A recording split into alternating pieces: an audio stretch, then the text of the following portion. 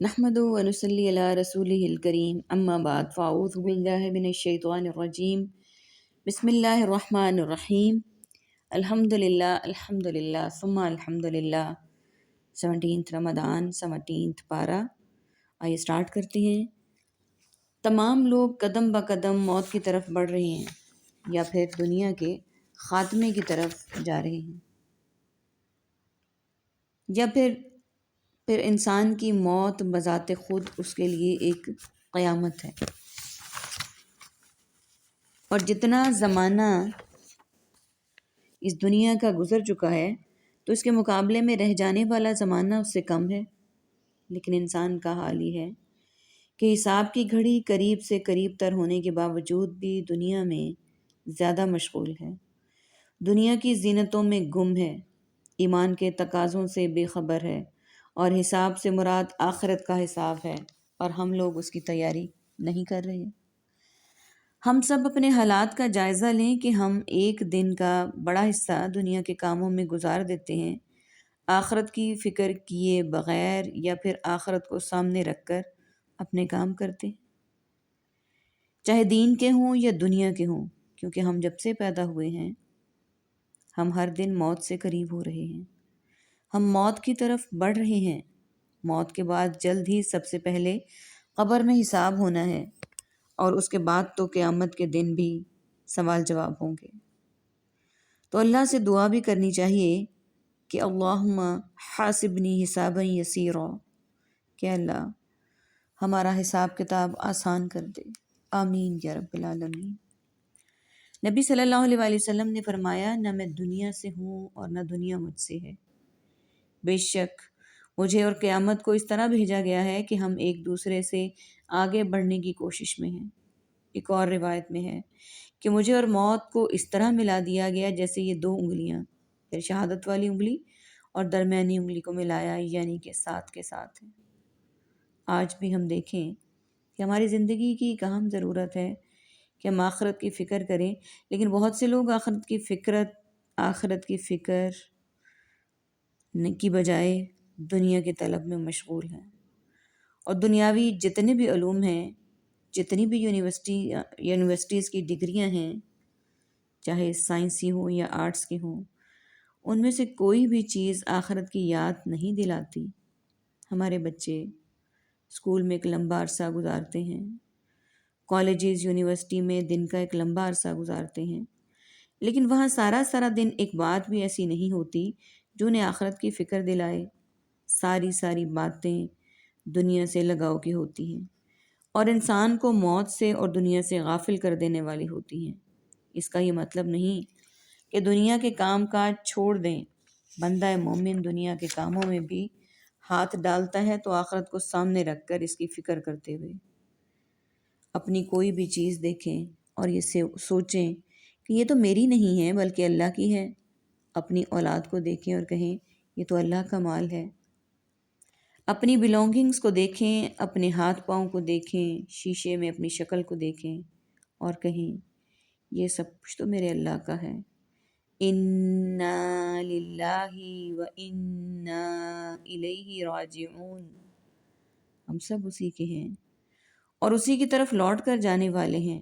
آپ دیکھیں جب آپ کی یہ سوچ ہوگی کہ یہ سب کچھ میرا نہیں ہے، یہ سب کچھ تو اللہ کا دیا ہوا ہے اور اللہ ہی اصل مالک ہے ان کا، تو پھر آپ کی دنیا کی چیزوں کے ساتھ وہ اٹیچمنٹ نہیں رہے گی. پھر ان چیزوں کو اللہ کی راہ میں خرچ کرنا آسان ہو جائے گا. پھر آخرت کی تیاری زیادہ آسان ہو جائے گی، کیونکہ جب کچھ بھی اپنا ہے ہی نہیں اور مالک بھی اللہ ہے تو ہم تو وقتی طور پر اس سے فائدہ اٹھا رہے ہیں، اور پھر ایک دن ان سب چیزوں کو چھوڑ کر ہمیں چلے جانا ہے.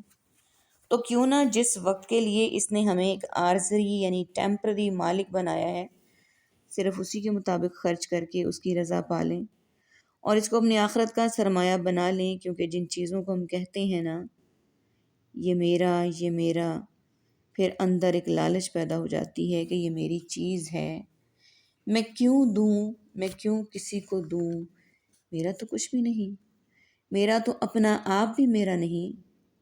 تو اپنے آپ کو بھی اللہ کی راہ میں لگا دیں، اپنی اولاد کو بھی لگا دیں، اپنی صلاحیتوں کو بھی لگا دیں. اپنی جتنی بھی نعمتیں ہیں ان کو بھی لگا دیں، اس سے اپنی آخرت کا کاروبار کریں تاکہ زیادہ فائدہ ہو، اپنی آخرت کی کمانے میں لگ جائیں، چھوڑ دیں دنیا کو، دنیا والوں کو یہ سب کچھ یہی رہ جانا ہے۔ رسول اللہ صلی اللہ علیہ وآلہ وسلم کی ایک حدیث ہے،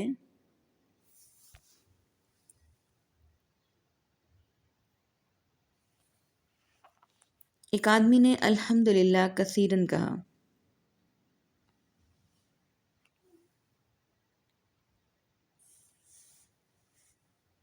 تو اس کے فرشتوں کے لیے یہ کلمہ لکھنا بھاری ہوا۔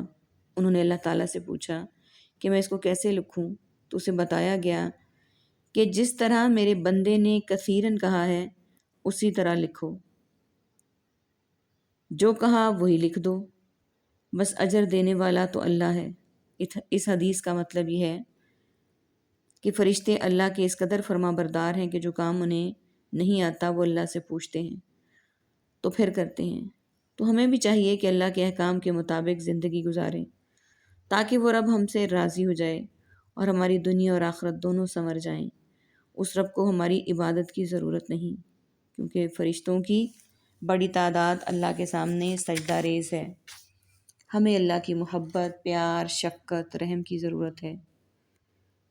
اللہ سے اپنے گناہوں کی معافی مانگیں اور اس سے دعا کریں کہ اللہ ہمیں سیدھے راستے پر رکھ، بے شک تم نہایت مہربان اور رحم فرمانے والا ہے۔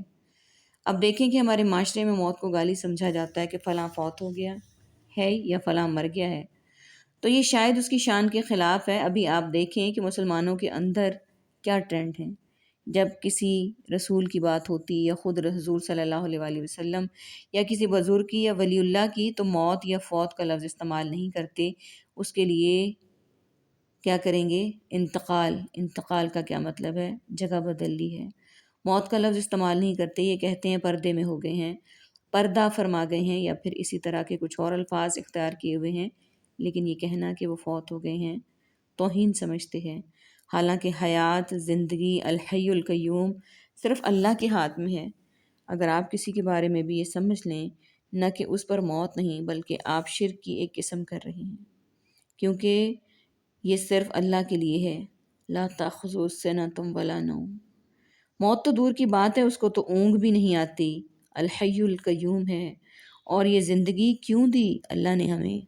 جو وقتی محدود زندگی ہے، ہمیں آزمانے کے لیے، اس میں شر اور خیر سے آزمایا جا رہا ہے۔ تو اس میں کیا پتہ چلتا ہے کہ جو ہے یہ آزمائش ہے، خیر اور نعمت، یعنی شر تو آزمائش ہے ہی، اور خیر اور نعمت ہمیں ملی وہ بھی آزمائش ہے، لیکن ہم اس کو بھول جاتے ہیں۔ اللہ تعالی ہمیں ان آزمائشوں پر پورا اترنے کی توفیق دے اور ہم سب کا خاتمہ ایمان پر کر دے، آمین یا رب العالمین۔ وآخر دعوانا ان الحمد للہ رب العالمین۔ سبحانک اللہم و بحمدک، نشہد ان لا الہ الا انت، نستغفرک و نتوب الیک۔ السلام علیکم ورحمۃ اللہ وبرکاتہ۔